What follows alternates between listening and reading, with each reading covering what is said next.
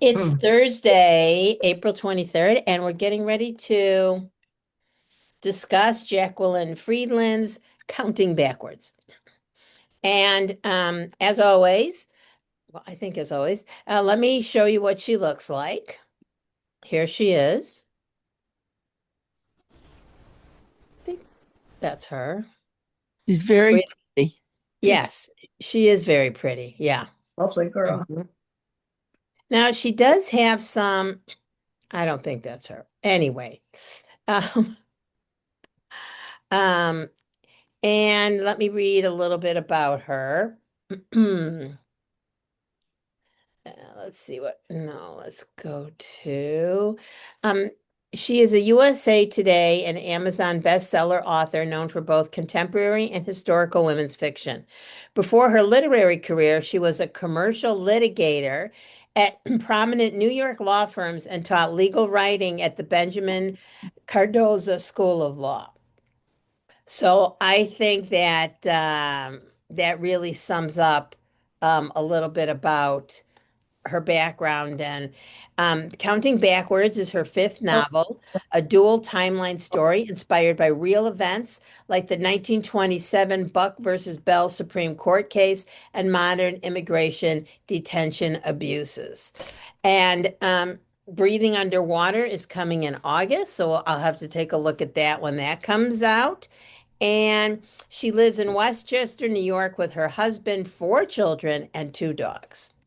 So that is quite, that's her background. So before I get into anything, just tell me, why is the title of the book Counting Backwards? What did you think? And um, did you, I think we've all heard of eugenics, but how did this really open your eyes to that? Paula. I had no idea that this was still a problem in this decade. Agreed. 100%. Yeah. Certainly had known about it, heard about it, Yeah. had courses about it, you studied a little bit about it. Certainly as a healthcare professional, understood a little bit about genetics and traits, Right. but never knew it was still a problem. Yeah.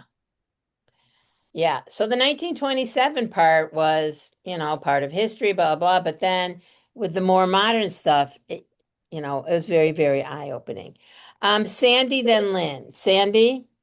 I had heard about it a lot some years back, but it was always with Black women in the South. This was a very common thing that they did in some of the Southern states. And I thought the book was wonderful, Thank just you. Yeah. wonderful.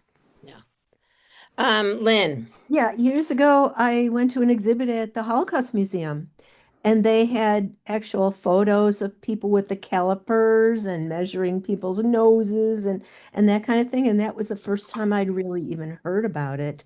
And Yeah. so it stuck with me because then I knew that they had used it on the Black people in this country Yeah. for years.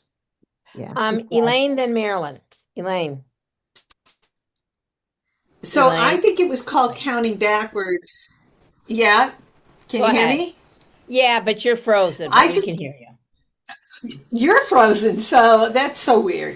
I think it was called Counting Backwards because I'll turn off the video. Sometimes that helps. Yeah, yeah, Because better. they were telling the women to count backwards from 10 when they were putting them under. Right. And I thought the parts about the abuses in the immigration system were very good, but the main character was such a whiny thing. I was so, oh, woe is me. I have infertility. I didn't get pregnant right away. I have to take 18 pregnancy tests. I just wanted to slap her and tell her to snap out of it. And And then the husband was so, which of course he turns out to be the bad guy, but was so offensive when he's like, "Oh, why should I have to take a semen analysis? That is just terrible." When, I mean, the last time I checked, it takes two people to make a baby, and it could just as likely be him as her. Here, here. Okay, Mhm. Marilyn, So then just, Susan. yeah. I agree with Elaine about the husband putting all the blame on her for why she couldn't get pregnant. And I did enjoy the book very much. And when I was reading I finished the book today, and the author's notes, I was surprised to see that she said with all her research that some of this was still going on in 2020. And that is absolutely the most horrible thing I could think of for any woman today. And what they went through back in the 1920s, I mean, that was just horrific. I Right. mean, I had no idea it was that prevalent at that time. And in today's time, that it's still going on, that's unbelievable.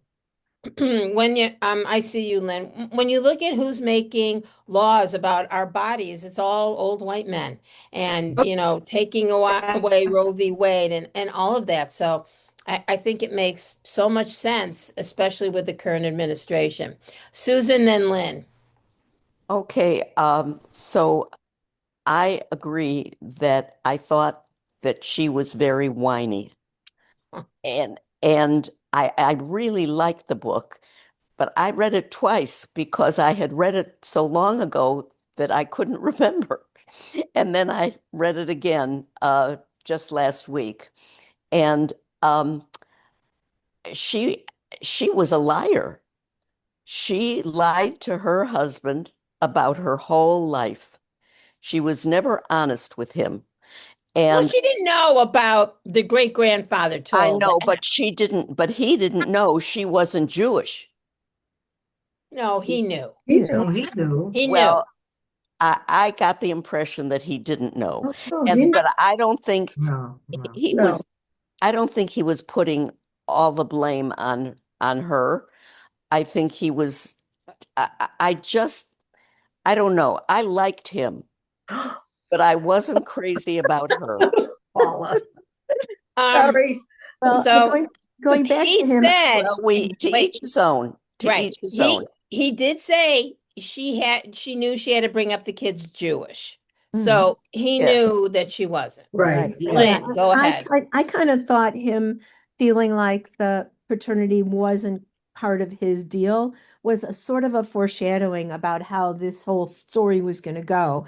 Because, if you're really wanting to have a child with somebody, you're open to everything, but that he was so belligerent about the fact that no, it couldn't be him, that made me realize. And then when it came out that her grandfather, who she had no idea who this great grand whatever her great grandfather, who she didn't ever even know this guy, and then he goes and takes that on her too.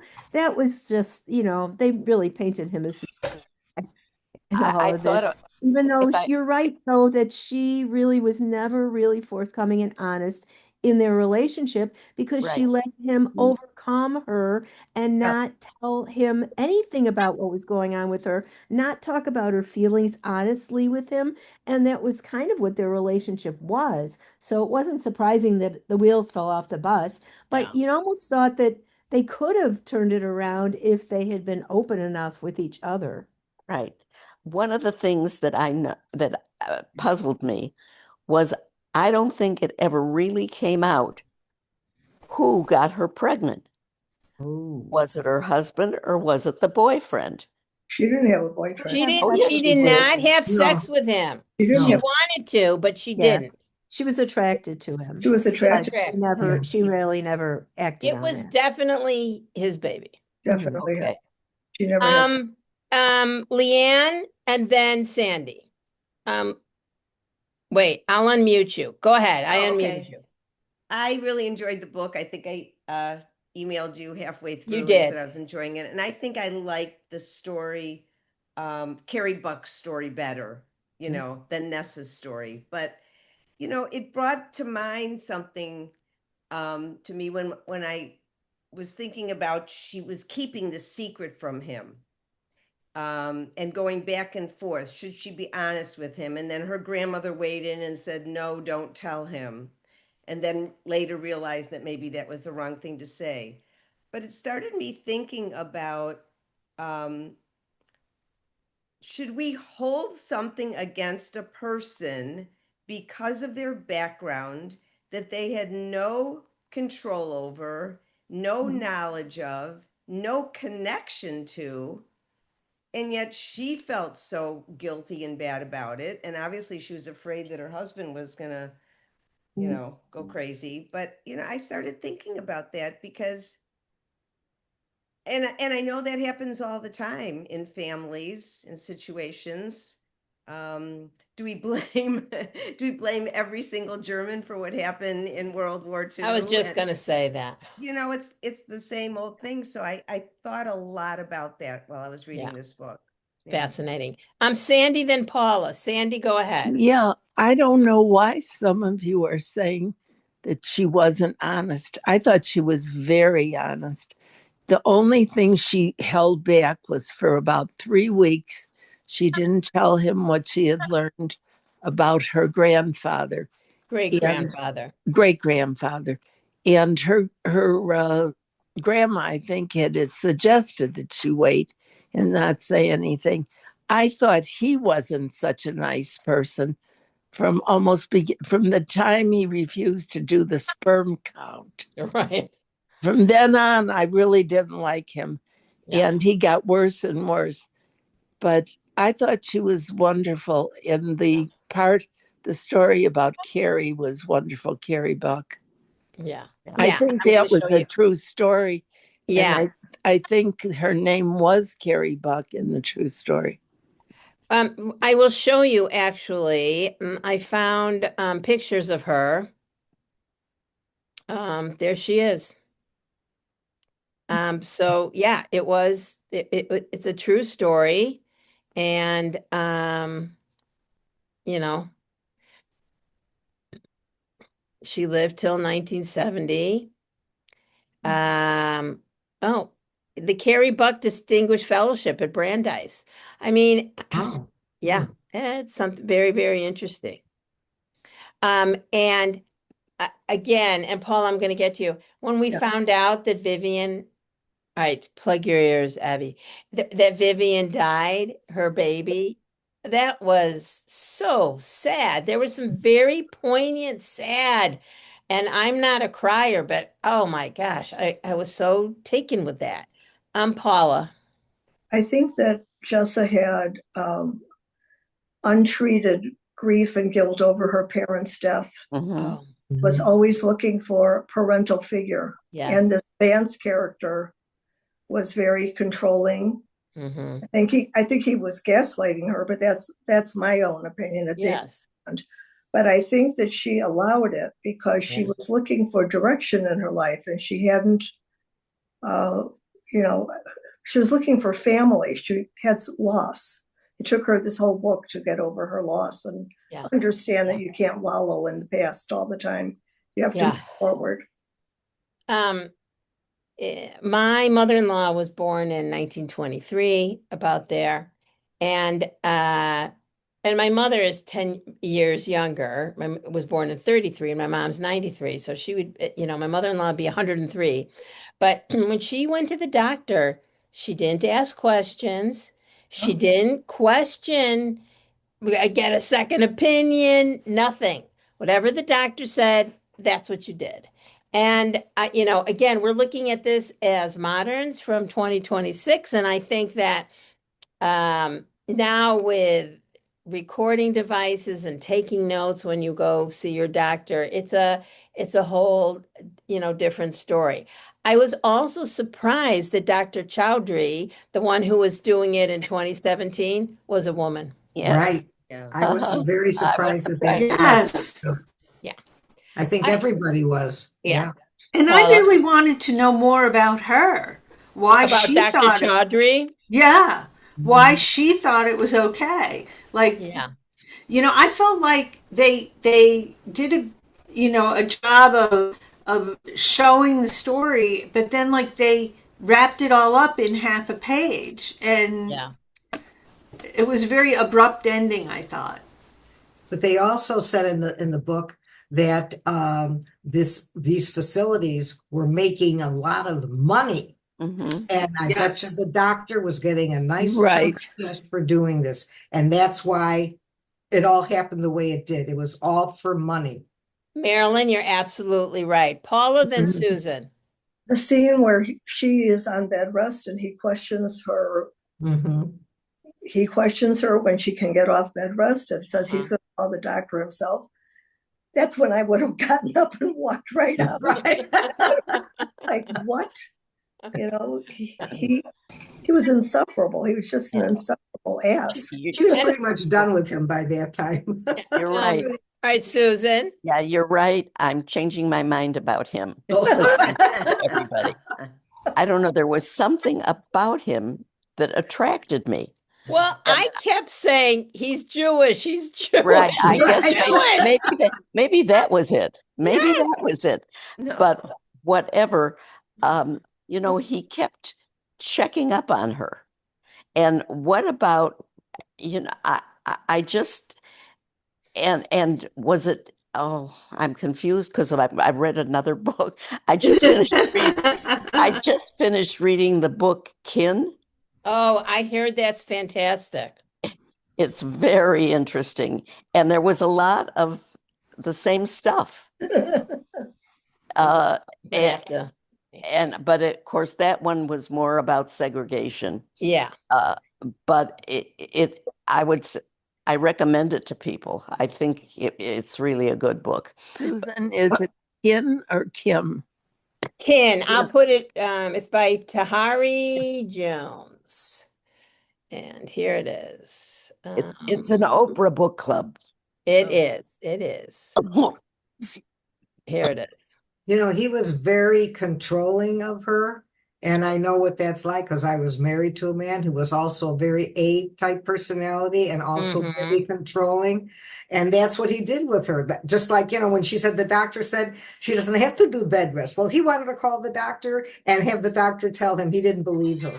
Yeah. So that's no good. That's not the way to have a relationship. No. I read American Marriage by Tahari Jones. She's a great writer. So that's I'm gonna have to look into that book.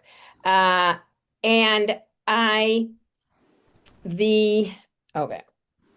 Oh, and then when Jessa gets kind of her law firm, although the one person who knew her father, helped her, um, and then they said, okay, you have to do this by yourself and take time off. And then it did, Elaine is right. It fell in very quickly that all of a sudden she had all these law students, all these people helping her, because obviously she couldn't have done it, unless she had that type of help. Right. And that was, that was good to see. Jess's story involves a fight against medical malpractice within a detention facility. How does this storyline make you reflect on the current state of healthcare and justice for immigrants? Susan, go ahead. Wait, I'll unmute you. Go ahead. Well, I put my hand up before you asked that question. You can say whatever you want. Oh, okay. Well, no what time I limits. found particularly interesting was that he was involved with this law firm that was making all kinds of money. Yes. And it took him it wasn't a law firm. He was a financial planner. Right.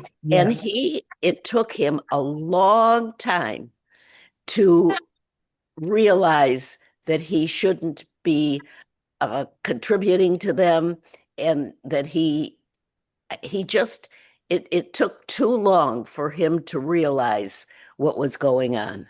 Agreed. Anyone else on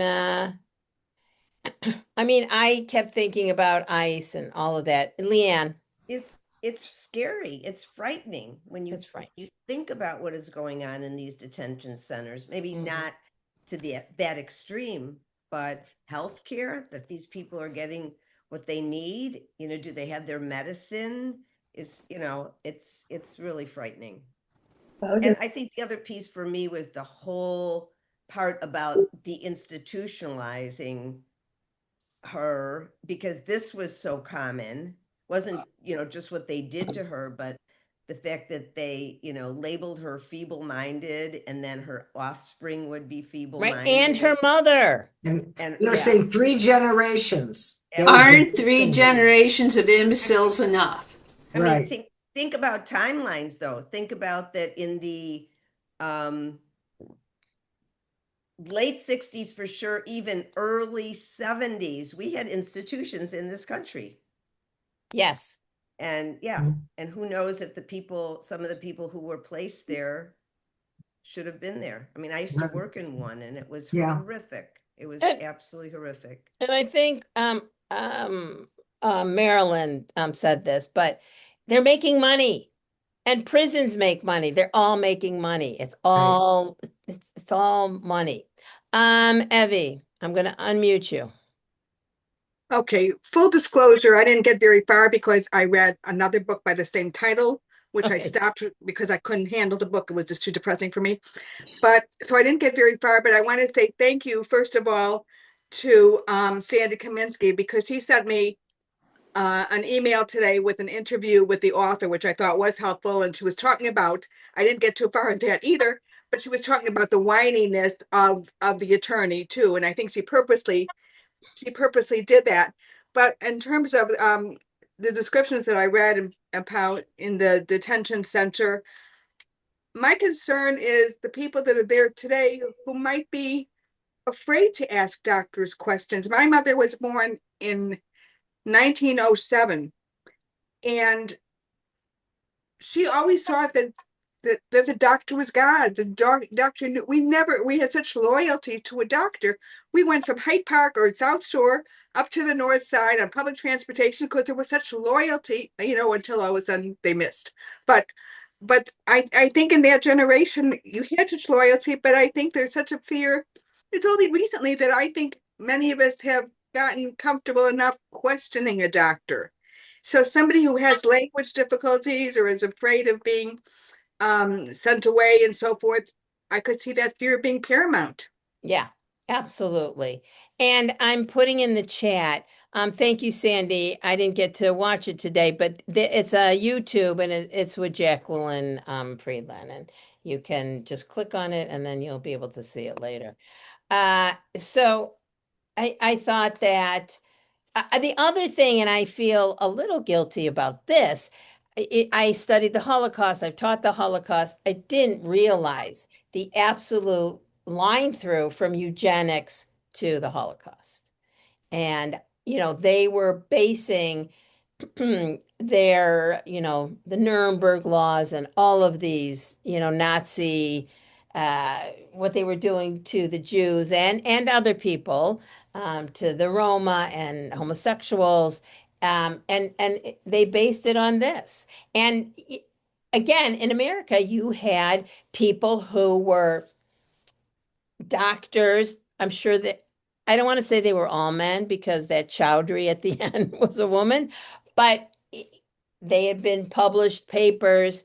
It was all documented and researched and this and that. And it's just frightening. And I agree, Leanne, that if you don't know the language and you're afraid of being deported, we see that in 2026. Right. 2026. So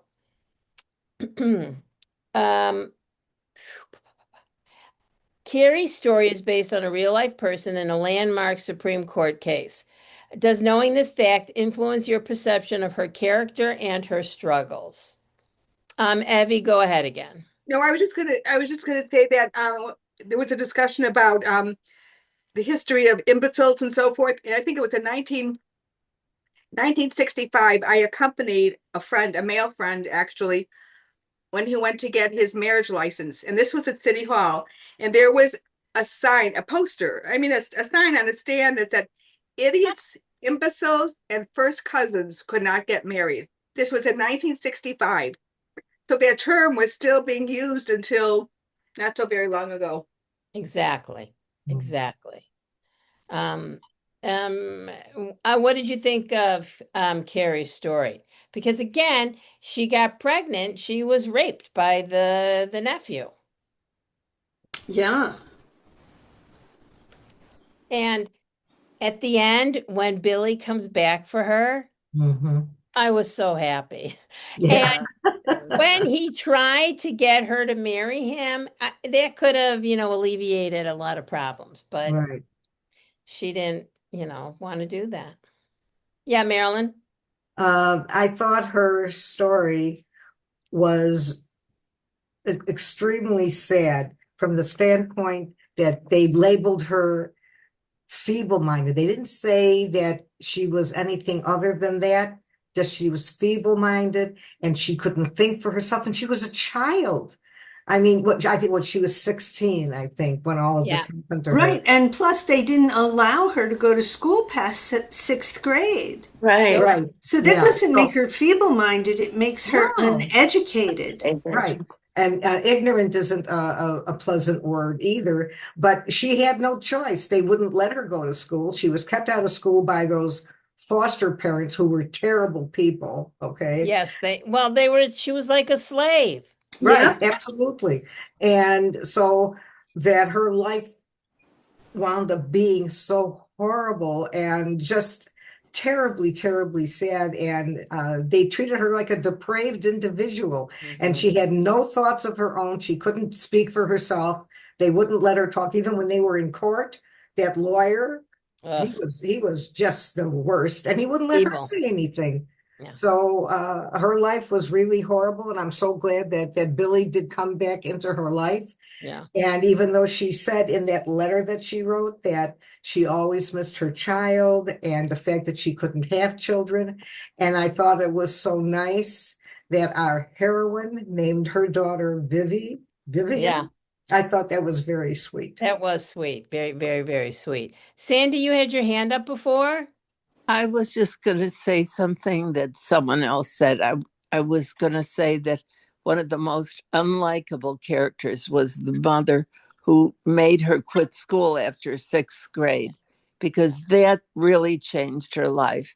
Yeah. She loved school and she wanted to learn. And that woman was not just treating her like a slave, that woman was terrible. She was the worst character in the book. Yeah. There was some pretty despicable behavior. Paula? I think what makes Carrie such a likable character is that we can see all that unfulfilled potential that was in her. Yeah. She had so much maternal love for such a Mhm. young person and such a sense of how to care, even for herself, even though she knew she was thwarted left and right. She was never without hope. She didn't know how to get anything for herself because of circumstances, but she had a beautiful character that they couldn't take away from her. Yeah.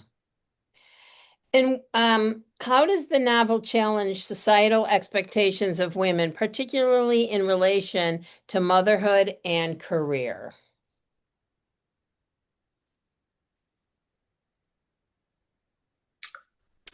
Well, I think I'm sorry to butt in. I think Go ahead. about Jess's husband, you know, Vance. Vance saying, like you can't get pregnant if you're under stress. You can't work if you're under stress. You can't do this. You can only do one thing. He was so compartmentalized in his thinking. Mm-hmm. And today, as women, like we weren't raised to not think we could be everything and do everything. We're at And least he was also so fast to want to go and adopt a child and not even give her the opportunity or the time to carry her own child. And that may be like something you opt for at the end of your infertility journey, but it's not the first thing you do, because it's really so strong, the desire to want to have a child of your body and your husband's body that might be a sibling for a brother or a sister. And I mean, it's great that people can adopt, and it's great that option is out there, but it's not the first choice. Not generally. Well, for some people, it is a first choice, but Right. it wasn't for them. And I think that they didn't have to get into IVF, in vitro fertilization, and but they could have. It's super expensive. IVF is super expensive, Yeah. and but they could have afforded it. One Passover Seder, my father, who at the time was, in his middle 80s, and he sat next to this woman who he's known, and she's very theatrical. She was an actress, and she's talking all night, and I could see it. And she leaves, and my dad, a bunch of us are just sitting there. My dad goes, he was pretty salty. He goes, "What the hell is IVF, and why is it so expensive?" So he had no idea what she was talking about. And and he just that's where I think, sometimes you don't know if it's polite to say, "What is that?" or you're embarrassed, you don't know what that is.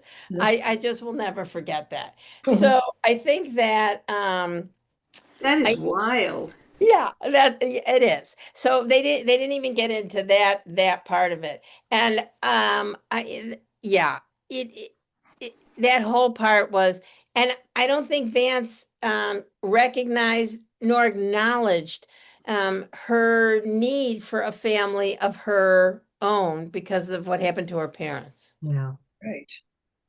Right. Okay, I could be wrong there. Marilyn, go ahead. Yeah, getting back to her husband Vance, and I love that Jewish name, Vance. Yeah. So Yeah, anyway, right? Right. but that's another story. Anyway, first of all, she was really surprised when she actually got pregnant. Okay, I don't think she was expecting to get pregnant, but he was extremely controlling, like I said before, and he Yeah. didn't support her in any way, in anything they ever talked about, whatever she said. He was questioning her, like, did she have the right to have her own opinion? And like I Yeah. said, I lived with someone like that, and it's not a very comfortable way to live. And that's why I got divorced. I'm so happy now. Um, in But what can I ways say does the something? revelation about Jess's family history impact your understanding of her character and her motivations? Do you think it explains? It doesn't explain? Vanessa, would you repeat that? Sure. In what ways does the revelation about Jess's family history impact your understanding of her character and her motivations? Oh, Whether it be at work, her relationship with Vance, having a baby. I think it Leanne. impacted her a lot because I Yeah. think she became so passionate about what she was doing, even, and she had to almost undo the wrong that her family had done. Yes. And she really wanted that to be her mission. But the other thing I wanted to say was, she kept saying in the book, she wanted to get back to the way she and Vance were. Well, the way they were when she was working at the law firm and he was controlling everything and she didn't have all this outside noise with her. And I thought it was very telling at the end of the book. She goes like, "Look, I want a divorce. I'm going to have this baby. This is our child. Yes, you can raise this child with me, or you don't, and I'll do it myself." So I think she really evolved. I know this is off the subject, but No, she it's really not. evolved in It's terms good. of, Oh, saying, I'm not just going to do what he expects me to do. There are things that I need to accomplish in my life, and I want to be the one to do them. And he could like it or lump it, is basically. Yeah. And I thought that was Lynn. good. I really think now I like that question because I really think the whole family did impact her. If you think about the secrets of Yes. the family that were all kept all those years, and that was the culture of their lives. And it wasn't really until the grandmother told her the secret that she was really able to overcome her own secrets. So it was very telling. That was a good question, Vanessa.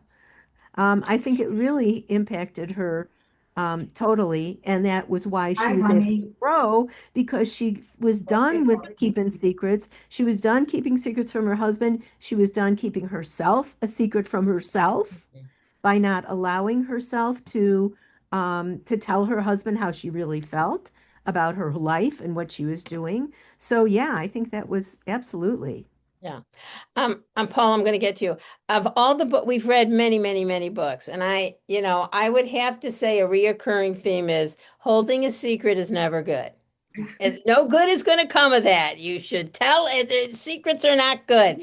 And even today, the way we deal with young children, we don't say to them, "Can you keep a secret?" If you want, can you keep a surprise? Secrets have a very hideous and can be very, Kind of a shady connotation. yes, shady. I couldn't think of that. Thank you, Elaine. Good adjective. Paula, then Leanne. I think that a pivotal part in Justice development is when she has this blowout fight with her grandmother. Yes. And the grandmother says, I lost a daughter. Mhm. It's not just you. It's not just about you. Yeah. Yeah. That was also good. Leanne and then Susan. Um, I agree with what Lynn said, and I thought of one more secret that she just didn't want to keep anymore, and that was the whole secret of what these women had endured, and trying to get Isabel to go along with it, and said, "Look, I have 5 more women that are willing to testify." And that's when, Isabel said, "Okay, I'll join up." But I think you're right. It was all of these secrets, whether they were her own or things that she had heard, or all these other women that were forced to keep that secret as well. Yeah. So it's Yeah. a theme. Yeah. Yeah. Susan. Talking about secrets, my mother had a very good expression. There's only two kinds of secrets, one that isn't worth keeping and one that's too good to keep. So I just thought I'd share that. Yeah. Yeah. I mean, secrets were, yeah, it's interesting how families, keep that dynamic, if they have secrets or they don't tell. And even medical conditions, whispering the word cancer and you don't tell anyone and all of that. And again, I'm sure I've shared with you, my dad died of pancreatic cancer, and in the end, he was in hospice. And he wasn't in hospice long, but when he went in, my mom said, "Don't tell anyone." I was like, so if you all knew my dad was sick and I don't tell you he's in hospice, you say to me, "I hope he gets better." But I need the support. When I say he's in hospice, you all know that he's dying. So I don't know if she ever came to terms with that, but I'll never forget that. Evie, go ahead. Yeah, two things. I was surprised about Van, and I agree about questioning the name, and he's the Jewish guy.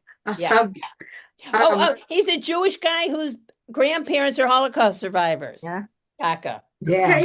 okay, but just the idea of his being the one to kind of encourage adoption, I would have all. I think a lot of husbands um, are a little bit more reticent about that.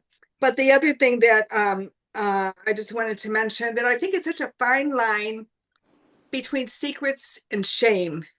Yeah. And I think exposing somebody else's shame would keep you all the more reason for wanting to keep their secret, not to, when somebody says something and that they don't want it to be known, maybe it's a sensitive issue.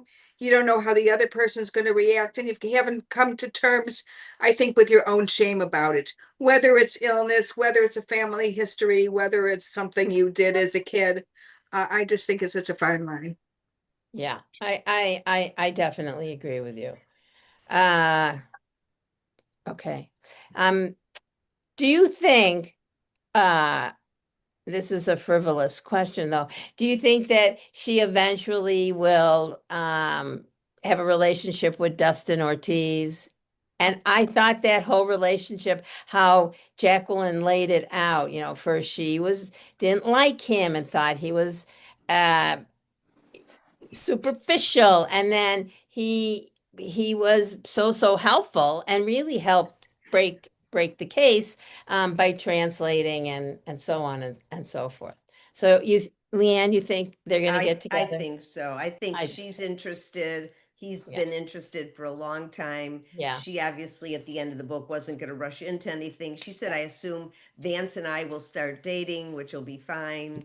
But he seems to be the logical yeah, choice, I think, for yeah. her. Marilyn, and Oh, then Andy. well, he did tell her eventually that the reason that he was acting so weird with her is because he really liked her. And then he found out that she was married. So then he kind of backed away Yeah, from her. yeah, But he did want to help her. And I hope in the end that she would definitely start seeing him yeah. because she was thinking about it. She was She thinking was. that maybe she And I would. thought that was just a good plot point. Andy. I thought it was an excellent plot point because it was very hopeful, and a lot of the book tore at your heart. Yes. And this was optimistic Yeah. about the possibility of a somewhat healthy, normal relationship without controlling, without secrets. Right. Although when she was still married and they were kind of flirting, I was like, don't do anything. Don't do anything. Right. Because, you gotta search yourself out. You gotta find your way first before and that's what happened. And there was a lot of foreshadowing for that. And part of it was just sad to want a family. She'd had miscarriages, then she gets pregnant, and then she's divorced. I mean, it was very poignant. All those plot points were very poignant, but I do think the novel is described as a compelling exploration of empowerment. What are some ways the characters in the book embody this theme?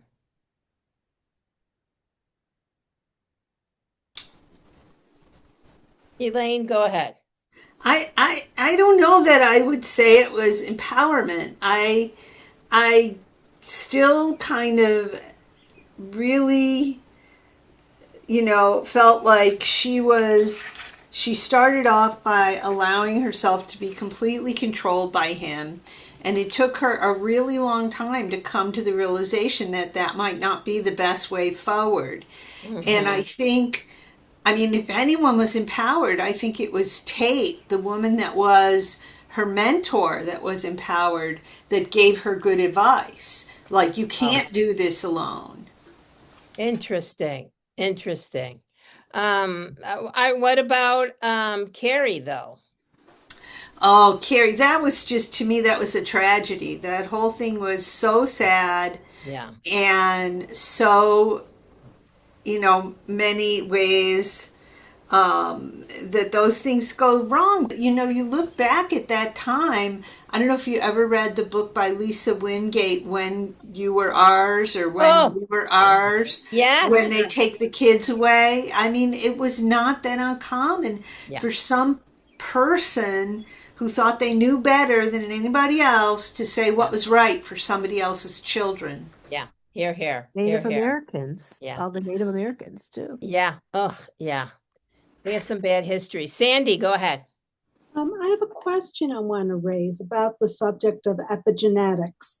And somewhere I read about in the study that there's a question, if you have trauma in your life, can it enter into your genetic code and then be passed down to the next generation? Didn't we read a book about that? I remember the discussion in the book, and I can't remember the book, but I think passing down trauma, I think it's a thing, and I think it's true, and I think I think so too. It's true. yeah. Yeah. When you look at Holocaust survivors, their children, their grandchildren, when you look at in the Black community, I just think that I think it is. I think Elaine? it's true because of how they're raised and who they're raised by, not because something happens to their midichlorians or mitochondrias or Yeah. anything Right, like that. right. I agree with Elaine. But I've also listened to a lot of podcasts where they talk about, when you have negative thoughts, it changes your brain chemistry because you're building up the negative synapses instead of positive ones.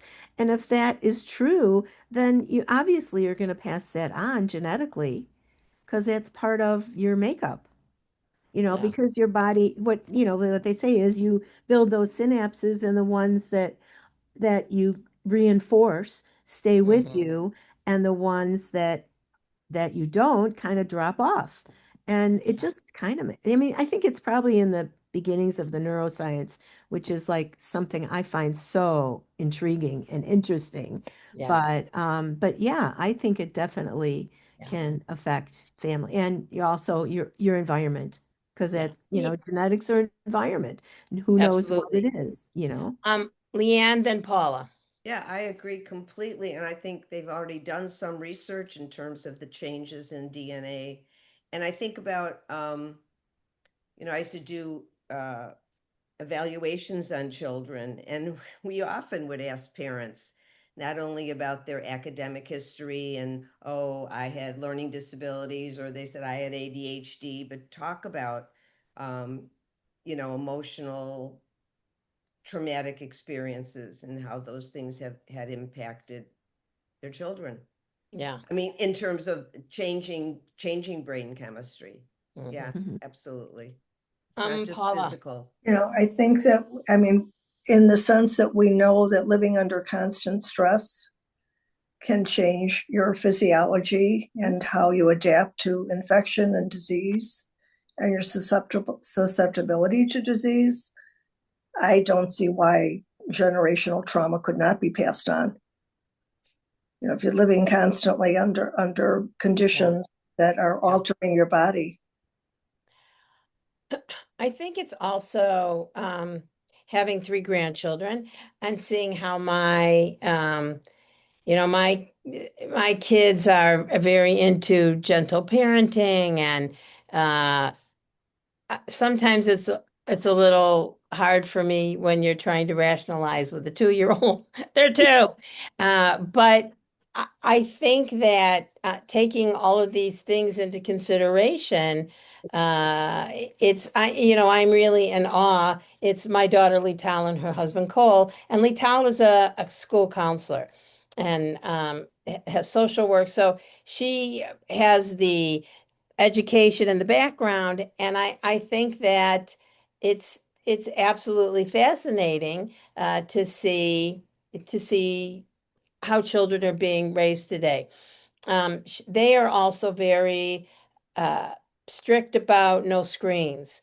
And occasionally the kids can have screens. And I see how they um, decompensate when they have, sorry, um, how they when you give them a scream and then when you take it away, they're like inconsolable. So there is, it's a different way out there now. And I certainly have learned a lot from my kids, and I'm sure I'm going to learn a lot from my grandkids. So yeah, somebody, somebody have their hand up. Okay. So the passing on of that trauma is something that I think about, because I also think that um, I think the Holocaust is very important for us to teach our children, but it's not the only thing to teach our children. If we don't give our children something positive about Judaism and the whole thing, I, I don't think you can I don't believe that you can base a whole education on just learning about the Holocaust. No, I And agree. I No, agree. yeah, Yeah. so yeah. If you were to bring one idea or lesson from this book into your own life or community, what would it be? I think if you see someone who has a real serious problem, and if you feel that you can help them, you should definitely step up and try to do what you can. And you don't have to be an educated person, you don't have to be a doctor or a therapist or anything. Just being a good friend to somebody, if you see that they have a problem and you don't feel that you would be interfering too much in their life, if you want to help and you can, I think you should step up. Susan. So I think one of the things I took away from this book is how important it is to forgive. Oh, okay. And that we need to look, we don't always know other people's motivations. We don't always know why they've behaved in a certain way or why they did what they did. And we don't have to know why, but we should be kind enough to be forgiving. I like that a lot. I do Elaine? too. I totally agree with Susan, and that really gels with another book that I just finished called How to Read a Book. Oh, I And heard that's fantastic. it's wonderful. I love it, and I have a whole thing of discussion notes for it if you want. Okay. But that book also, one of the most important tropes or one of the most important themes is forgiveness and forgiving yourself. You know, when you make an error or you do something wrong, how important it is to forgive yourself and move forward. Yeah. That's really beautiful. The book raises questions about responsibility. Who is responsible for remembering, for telling the truth, and for making amends? So Susan said we need to learn to forgive, but whose responsibility? And you can take from this story, or if you want to share something else with us.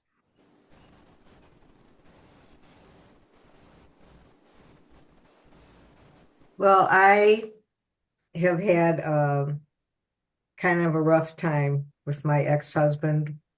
Some of the things that he did to me and to my daughters during the 35 years I was married to him. And there are things that I could never forgive because they are so, so horrible to me personally, to my family. And he has absolutely no relationship with his two daughters, their families. He's a great grandpa now, and I'm sure he doesn't even know. And he's the kind of person that my daughters don't have anything to do with him. And I don't think they could forgive him either. But I do believe in forgiveness, but in my heart, I cannot forgive some of the things that he did to me and my children and my extended family. The thing is, if So, somebody wants forgiveness, they need to be ready to move forward. You cannot change the past. You know, no, if you did something horrible 15 years ago, you can't change that. But you can feel sorry about it, you can apologize for it, and you can behave differently moving forward. And so you have to show, you know, the remorse, you have to make the apology, and then you have to show that you're going to behave differently moving forward. well, that's not in his makeup. Yeah, well, Okay. sounds, yeah. Because we're divorced. It's going to be 28 years, and we have never had even a smallest conversation. Okay. And like I say, he was a very difficult person, very type A personality, and especially in our later married life. So there are some really terrible things that he did and how he acted. But I can forgive other people, but I could never forgive him. Yeah. I'm so sorry. I am too. But you know what? I divorced him, and my life is so full. And I have my whole family, which I did not have. Yes, you do. And that's wonderful. Yeah. Yes. Sandy. I wanted to talk just a little bit about the forgiveness because I had something happen to me, and there's a lot of myths around forgiveness. For example, you don't have to find forgiveness in your heart. And when somebody says they ask for forgiveness, they should acknowledge what the wrongdoing was. Yes. I mean, there are myths around it. You know, can you forgive yourself? Well, you can't forgive yourself because you had no say in it. But there is a lot of information out there about it. Yeah. Evie, wait, I'll unmute you. Okay, go ahead. Yeah, I have problems with that. And I just heard about maybe the last 15 years, that Jewish tradition of going up to somebody before Yom Kippur, and if there's anything, da da da.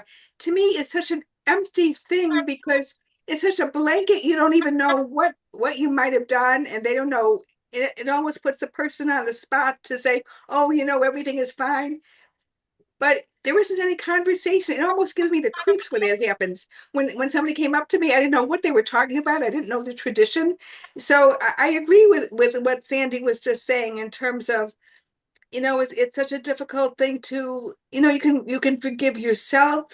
And I think forgiveness, and I've also read from podcasts and bibliotherapy and stuff, maybe real therapy too, in terms of by forgiving, you're actually taking the burden off of yourself in terms of not holding that anger, not holding that angst, that pain, and so on and so forth. So I think it's kind of something that we probably all need to think about, but just blanket forgiveness, I have a problem with, because you have to have some meat to it, I think. Yeah. And be Very ready. interesting. Sandy. I understand what Evie means because I had learned that too, that before the holiday, before Yom Kippur, that if you've hurt someone or they've hurt you, you should try to make it up somehow. And there's someone who's a very active member at Solel, and she hurt me terribly when I was working on a committee and really putting a lot of effort into a program we were doing. And she came up to me just before the program was to go on, and she said, "You can't do that. That's not the Solel way." And I didn't talk to her for 10 years because of what she did to me. And about 2 years ago on Yom Kippur, I went up to her at the service and I put my hand out to her and I said, "I want to wish you a good year." And I wanted her to say something to me. And she didn't, she looked blankly at me like she didn't even know who I was. And for 10 years, I've been holding it in, thinking what a rotten person she was, what she had done to me, because I was a new member then. And what I had done was actually something very nice for somebody else. But I, if the people don't understand why you're forgiving them and for what, it doesn't mean anything. No. Yeah, forgiveness is hard. And I think that I was it did, somebody said, it wrapped up a little abruptly in Counting Backwards, but I was happy with the ending. I thought it was realistic, and it does make me want to know what happens to the characters after the book closes. And it would be interesting to ask her. I'll have to go look and see what her other books are about. But this was, I would definitely read something else by her because I thought it was well written, obviously well researched. We can see that she's a lawyer and all of that.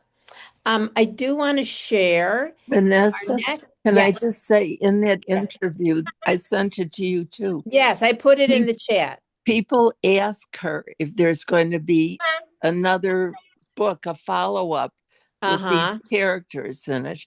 And she said there might be. Oh, yeah, I would definitely. I don't know what she could talk about, but I would definitely Yeah. um I definitely would have wanted to read that.